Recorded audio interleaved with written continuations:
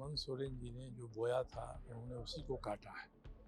नरेंद्र मोदी जी की सरकार जिस रास्ते पर चल रही है वह उन विचारों का रास्ता है जिन विचारों के मैं भी समर्थक हूँ। आज विपक्ष को ये माहौल बनाने की कोई ज़रूरत ही नहीं थी कि सरकार गिर जाएगी, ये सब लोग चले गए, हैदराबाद चले गए।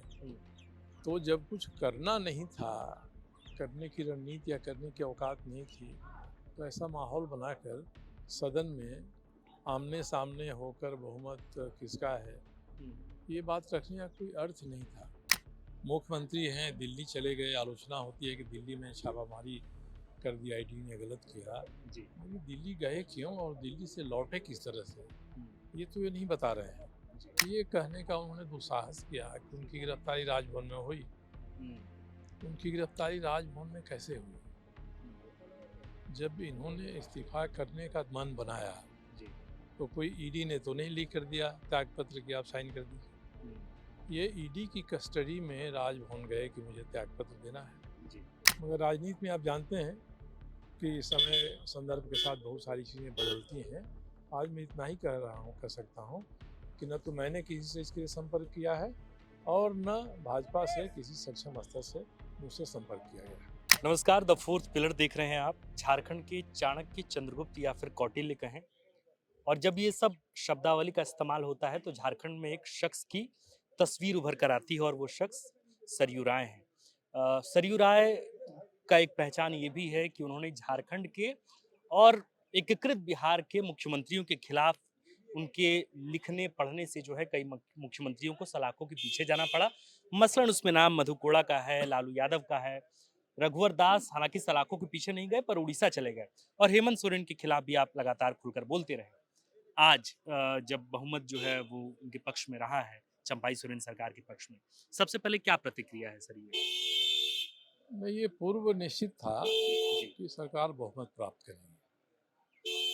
अफरा तफरी में जेएमएम और कांग्रेस के लोग कई काम करते रहे हैं जो समझ में आया उनको। जैसे उन्होंने एक सीनियर विधायक को इस्तीफा करा दिया, किस कारण से कराया पता नहीं।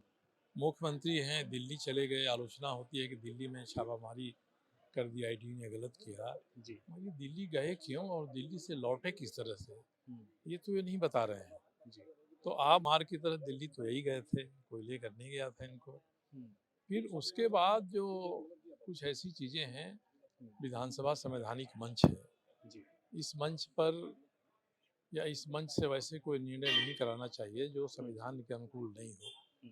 हम वो संविधान की शपथ खाकर यहाँ सदस्य बनते हैं, लोग मंत्री बनते हैं जी। मगर सभी जानते हैं कि 1932 के खतियान के आधार पर केवल उसी के आधार पर स्थानीयता तय कराएंगे तो ये संविधान के अनुकूल नहीं हो। फिर भी हम यहाँ सदन से बहुमत है तो हम उसका विधेयक पास करा लेते हैं, राज्यपाल लौटाते हैं, फिर हुआ भेज देते हैं जी।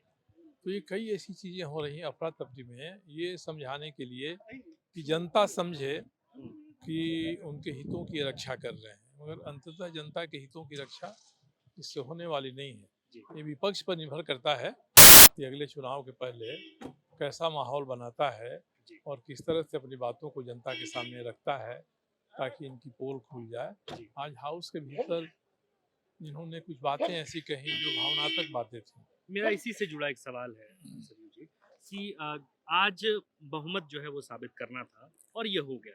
क्या आपको लगता है कि हेमंत सोरेन जो पूर्व मुख्यमंत्री हैं, जब वो आए ईडी की कस्टडी में यहाँ आए और जब उन्होंने अपनी बात की, तो क्या वो पूरी बातचीत तार्किक थी या भावनात्मक थी, या उन्होंने अपना बचाव किया है? और चूंकि वे जान रहे थे कि झारखंड की पूरी जनता जो है वो उनके अभिभाषण को, तो क्या आपको लगता है कि उन्होंने बचाव किया है विधानसभा के अंदर, या फिर वे सरकार के पक्ष में ही कुछ बोल रहे थे? क्या लगता है? नहीं, इसमें सरकार के पक्ष में बोलने जैसी बात नहीं थी।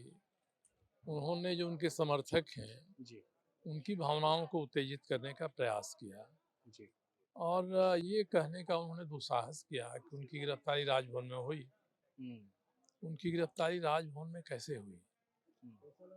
जब इन्होंने इस्तीफा करने का मन बनाया जी, तो कोई ईडी ने तो नहीं लीक कर दिया त्यागपत्र की आप साइन कर दीजिए। ये ईडी की कस्टडी में राजभवन गए कि मुझे त्यागपत्र देना है जी। वहाँ जब त्यागपत्र दिए तब भी वो ईडी की कस्टडी में थे। वहाँ से बाहर निकले, ईडी ने उनको अपने कस्टडी में लिया और फिर न्यायालय को सुपुर्द कर दिया गिरफ्तारी दिखाकर। जी। तो वस्तु स्थिति तो यही है कि हेमंत सोरेन जी ने जो बोया था उन्होंने उसी को काटा है। हम्म, सदन का दुरुपयोग ये भावनात्मक बात कहकर उनको नहीं करनी चाहिए थी। ठीक। तो एक आखिरी सवाल कि झारखंड के 23 सालों के राजनीतिक सफर में लगभग 11 बार मुख्यमंत्री बदले, 12वें चंपई सोरेन जो है वो आए हैं। कैसे देख रहे हैं आप? वरिष्ठ पत्रकार भी रहे पूर्व में। आप लगातार तार्किक तरीके से जो है सरकार के पक्ष विपक्ष या उन तमाम मसलों पर आप बात कहते रहे।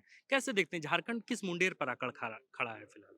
देखिए, विडंबना है, मुझे हमेशा से लगता है कि झारखंड में सरकारों के बदलते रहने का जितना कारण सरकारें हैं, हम्म, उससे अधिक कारण विपक्ष रहा है। 2000 से ही राज्य में जो भी विपक्ष बना है, हम्म, वह विपक्ष गतिशील नहीं रहा है, वह विपक्ष अपनी तार्किक बातें नहीं रखते रहा है, हम्म, चाहे वो बीजेपी विपक्ष में हो या जेएमएम के या कांग्रेस के लोग विपक्ष के नेता के रूप में रहे हों। इसलिए असली संकट यहाँ विपक्ष का है हम्म, और आज भी संकट विपक्ष का ही है। विपक्ष को जिस तरह से सरकार को घेरना चाहिए, सदन के भीतर सदन के बाहर, जी। उसमें कमी रह जाती है। हम लोग तो निर्दलीय हैं, अकेले हैं, हम लोगों की बातों का कोई बहुत स्थान नहीं मिलता है। हम्म, मगर आज भी विपक्ष डटकर खड़ा हो, सही तरीके से खड़ा हो, तो सरकार तो नियंत्रण में रहती है। अच्छे नियंत्रण में ढंग से। रहेगी। आज विपक्ष को ये माहौल बनाने की कोई ज़रूरत ही नहीं थी कि सरकार गिर जाएगी, ये सब लोग चले गए, हैदराबाद चले गए। हम्म, तो जब कुछ करना नहीं था, करने की रणनीति या करने की औकात नहीं थी, तो ऐसा माहौल बनाकर सदन में आमने सामने होकर बहुमत किसका है, हम्म, ये बात रखने का कोई अर्थ नहीं था। शामिल हुए, कह देते कि आपका बहुमत है साहब, आप सरकार चलाइए। हम्म, इसके पहले भी 2 साल से सरकार गिराई जा रही है, ऐसा माहौल बना। इसमें कुछ लोग सक्रिय रहे, इसका लाभ हेमंत सोरेन जी को मिला। तो विपक्ष की जो रणनीति रही पिछले 4 साल में, वह रणनीति अगर बदलेगी, विपक्ष सशक्त भूमिका निभाएगा, हम्म। तो आगे जो सरकार बनेगी, स्थिर सरकार, अस्थायी सरकार बन सकती है। एक आखिरी सवाल आपसे जुड़ा। आपके बारे में लगातार ये चर्चाएं चल रही थी, खुद आपकी ही पार्टी के कार्यकर्ता कह रहे थे कि सरयू राय भाजपा में जा सकते हैं, पर अब तक जो है वो क्रिस्टल क्लियर हो नहीं पाया है मामला। क्या आप अब भी तैयार हैं या पार्टी से बातचीत चल रही है, या अब स्थिति क्लियर है कि नहीं अब हम अपनी पार्टी की तरफ से ही चुनाव लड़ेंगे? नहीं, कोई बातचीत नहीं हो रही है। जी। ऐसे कहीं बैठे अनौपचारिक बातचीत में किसी ने बात कही अलग है, जी। मगर जो सक्षम स्तर है, जी। उस स्तर से किसी ने मुझसे बात नहीं किया है और मैंने भी किसी से बात नहीं किया है। तो अब ये मान लिया जाए कि सरयू राय अकेले चुनाव तो लड़ेंगे अपनी मैं पार्टी तो अभी तक तो है कि मैं अकेले चुनाव लड़ूंगा, में? और अकेले चुनाव आदमी लड़ेगा तो लोकसभा का चुनाव अकेले निर्दलीय नहीं लड़ सकता है। इसलिए लोकसभा चुनाव के माध्यम से हम लोग विधानसभा की तैयारी करेंगे और लोकसभा में मेरा मानना है कि नरेंद्र मोदी जी की सरकार जिस रास्ते पर चल रही है, जी।